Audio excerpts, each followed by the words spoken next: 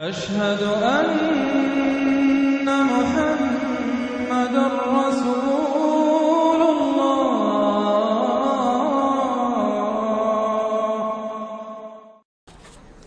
اب اس کے بعد یہ ایک سورت جو آ رہی ہے اس کے بارے میں عام طور پر آپ کو لکھا ہوا مل جائے گا کہ یہ سورہ جو ہے یہ مدنیہ ہے، لیکن یہ کہ یہ اکثر سورتوں کے بارے میں یہ جو آخری ہیں، ہر قرآن مجید میں کوئی نہ کوئی ایک رائے تو لکھی ہے، لیکن جب تفصیل دیکھتے ہیں تو بہت سی آراء ہیں اس میں، یہ کوئی ایک رائے نہیں ہوتی۔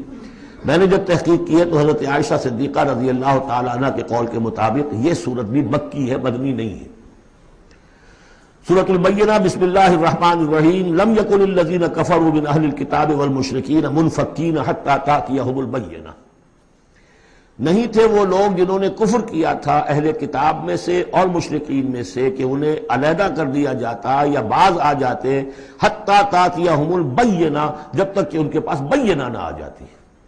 ظاہر بات ہے کہ وہ گمراہی میں مبتلا تھے، کوئی بین چیز آئے، کوئی واضح چیز آئے جس سے کہ ان کو محسوس ہو جائے، شعور ہو جائے کہ ہم گمراہی پر ہیں۔ اور یا اس کا مفہوم یہ ہے کہ جب تک بین ان کے اوپر بات نہ آ جائے اس وقت تک انہیں کاٹا نہیں جا سکتا، انہیں اپنے سے علیحدہ نہیں کیا جا سکتا۔ منفک جو ہے یہ دونوں طریقے سے معنی دے گا۔ اب قابل غور کیا بات ہے، وہ بینہ کیا ہے؟ رسول من اللہ یتلو صحفا مطہرۃ فیہا کتب قیمہ، ایک رسول اللہ کی جانب سے جو تلاوت کرتے ہیں پاکیزہ اوراق کی، اور وہ فیہا، ان اوراق میں کیا ہے؟ بڑی مضبوط کتابیں لکھی ہوئی ہیں، احکام ہیں اللہ کے۔ کتاب کا لفظ خاص طور پر میں بتاتا آیا ہوں آپ کو کہ یہ احکام شریعت کے لیے آتا ہے۔ فیہا کتب قیمہ، یہ ہے وہ چیز کہ جب اللہ کا رسول اللہ کی کتاب لے کر آ جائے تو یہ بینہ اب ہو گئی، اب بات واضح ہو گئی، اب کسی شک و شبے کی گنجائش نہیں رہی۔ یہی سورہ طلاق میں ہم نے پڑھا تھا ذکرہ، قد انزلنا الیکم ذکرا رسولا یتلو علیکم آیاتہ، تو یہ جو ہے رسول جب تلاوت کرتا ہے گویا کہ رسول اور کتاب مل کر بینہ بنے، اللہ کی کتاب اس کا معلم رسول مل کر بینہ بنے۔ اس اعتبار سے بینہ اور ذکرہ کی جو تعبیر ہوئی ہے اور اس کی ڈیفینیشن جو ہوئی ہے سورہ بینہ میں اور سورہ طلاق میں، وہ بہت اہم ہے۔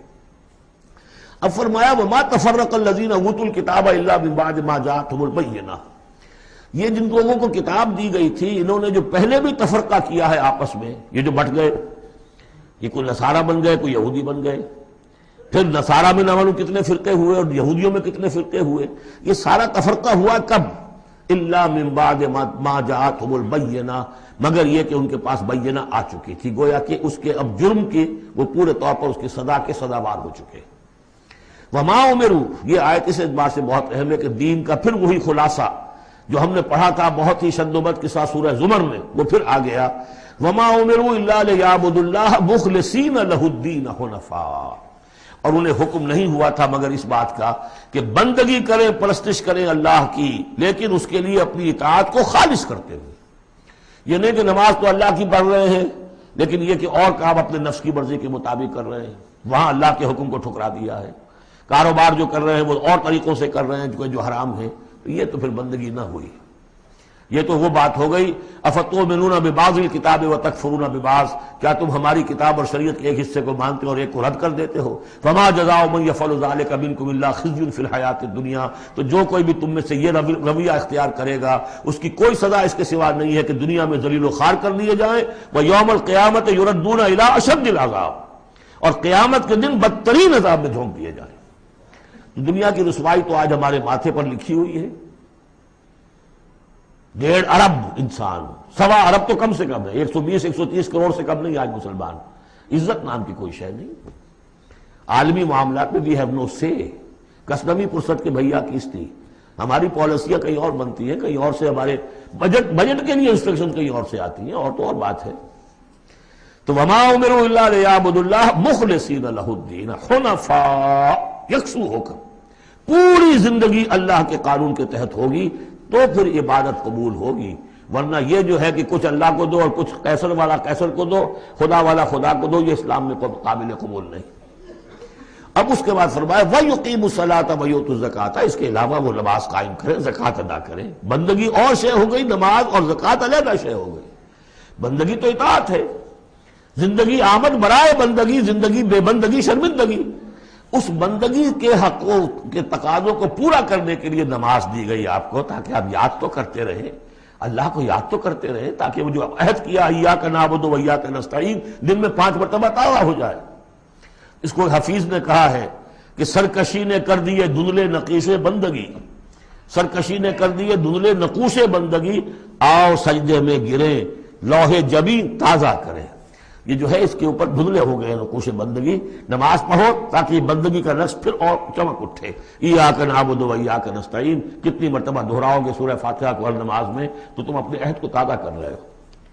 اور زکوٰۃ دو، وذالک الدین القیمہ، یہی ہے سیدھا دین، ہمیشہ کا دین۔ ان الذین کفروا من اہل الکتاب والمشرکین، بے شک وہ لوگ جنہوں نے کفر کی روش اختیار کی، خواہ وہ اہل کتاب میں سے تھے یہود اور نصارہ، والمشرکین خواہ وہ مشرکین میں سے تھے، فی نار جہنم خالدین فیہا، وہ ہوں گے جہنم کی آگ میں، اس میں ہمیشہ ہمیشہ رہیں گے۔ اولئک ہم شر البریہ، یہ یقیناً بدترین خلائق ہے۔ ان الذین آمنوا وعملوا الصالحات، اس کے برعکس وہ لوگ جو ایمان لائے جنہوں نے نیک عمل کیے، اولئک ہم خیر البریہ، یہ بہترین خلائق ہے۔ اللہم ربنا اجعلنا منہم، اللہ تعالی ہمیں ان میں شامل ہونے کی توفیق عطا فرمائے۔ جزاؤہم عند ربہم جنات عدن تجری من تحتہا الانہار خالدین فیہا ابدا، ان کا بدلہ ہوگا ان کے رب کے پاس وہ باغات، رہنے والے باغات، ریزیڈنشل گارڈنز، جن کے دامن میں ندیاں بہتی ہوں گی اور جس میں وہ رہیں گے ہمیشہ ہمیش ہمیشہ ہمیش۔ یہ مقام اور ایک سورہ تغابن جو ہم نے پڑھی تھی، اس وقت میں نے وہ بات کا تذکرہ نہیں کیا تھا، 2 مقامات قرآن مجید کے ایسے ہیں جہاں جو سائملٹینیس کنٹراسٹ ہے وہ یہ ہے کہ جہنم کے لیے صرف خالدین فیہا آیا ہے اور جنت کے لیے خالدین فیہا ابدا، تو یقیناً کوئی نہ کوئی فرق ہے۔ ویسے جہنم کے لیے بھی قرآن میں دوسرے مقامات پر ابدا بھی آیا ہے اور پھر سارا کچھ، لیکن جہاں کنٹراسٹ آ جائے جو فوری ہو، تو یہ جو سائملٹینیس کنٹراسٹ کے حوالے سے چنانچہ اسی بنیاد پر امت کے 2 بڑی عظیم شخصیتوں کی رائے یہ ہے کہ جہنم ابدی نہیں ہے، ایک وقت میں آ کے کھوکھلی ہو جائے گی، ختم ہو جائے گی۔ یا تو وہ جہنمی وہ ہوں گے کہ جن میں خیر کا سرے سے کوئی ایلیمنٹ ہی نہیں، انہیں جلا کر راکھ کر دیا جائے گا، معدوم ہو جائیں گے، جیسے حیوانات معدوم ہو جائیں گے۔ اور اگر کوئی خیر کا ایلیمنٹ ہے تو جیسے بھٹی میں چڑھا کر دھو کر کپڑا نکال لیا جاتا ہے، ایسے ہی وہ ان کی روح جو ہے وہ نکال لی جائے گی اور وہ پھر جنت میں پہنچ جائیں گے۔ لیکن یہ عام اہل سنت کا عقیدہ نہیں ہے، یہ نوٹ کر لیجئے، کہیں آپ مجھے میرے خلاف کوئی فتوی نہ آپ کروا دیں، لیکن یہ ہے کہ 2 افراد ہیں جو بہت عظیم ہیں۔ ایک تو یہ کہ جو یہ سمجھیے کہ شیخ اکبر کہلاتے ہیں، صوفیہ میں بہت چوٹی کی شخصیت، محی الدین ابن عربی۔ دوسرے وہ شخص کہ جو ہر اعتبار سے محی الدین ابن عربی سے بہت شدید اختلاف کرتے ہیں، بہت شدید اختلاف، امام ابن تیمیہ، اور جو یوں سمجھیے کہ سلفی جو المسلک جو لوگ بھی ہیں دنیا میں، ان کے نزدیک سب سے بڑے امام جو ہے، سب سے بڑے عالم وہ امام ابن تیمیہ ہے رحمۃ اللہ علیہ، ان کی رائے بھی یہی ہے۔ تو 2 عظیم اشخاص کا اس پر متفق ہو جانا، متفق گردید رائے بو علی بارائے من، تو یہ وہ یقیناً جو ہے اس قابل تھا کہ میں آپ کو اس کا تذکرہ ذکر بتا دوں۔ رضی اللہ عنہم، یہ لوگ جو ہے وہ لوگ کہ ان الذین آمنوا وعملوا الصالحات اولئک هم خیر البریہ جزاؤہم عند ربہم جنات عدن تجری من تحتہا الانہار خالدین فیہا ابدا رضی اللہ عنہم ورضوا عنہ، اللہ تعالیٰ ان سے راضی ہو گیا اور وہ اس سے راضی ہو جائیں گے۔ جب جائیں گے وہاں تو اللہ تعالیٰ وہ کچھ دے گا کہ راضی ہو جائیں گے۔ ذالک لمن خشی ربہ، یہ ان کے لیے ہے جو اپنے رب سے ڈرتے رہے۔ اللہم ربنا اجعلنا منہم، اللہم ربنا اجعلنا منہم۔